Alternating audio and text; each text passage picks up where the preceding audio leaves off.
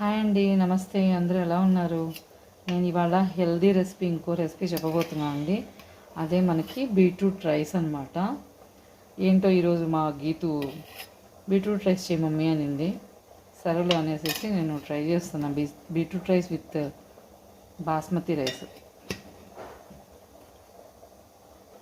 ఇందులో ఫస్ట్ 2 లవంగాలు, చిన్న ముక్క దాల్చిన చెక్క, కొంచెం జీలకర్ర, కొంచెం షాజీర, ఒక్క పచ్చిమిర్చి అండి, ఒక్క ఆనియన్.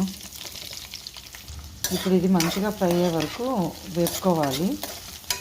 రుచికి సరిపడా సాల్ట్, కొంచెం పసుపు కూడా యాడ్ చేసుకుందాం, కొంచెం కరివేపాకు. ఇందులో ఒక టమాటా యాడ్ చేసుకున్నామండి. దీన్ని ఇప్పుడు మంచిగా మనం ఫ్రై చేసుకోవాలి.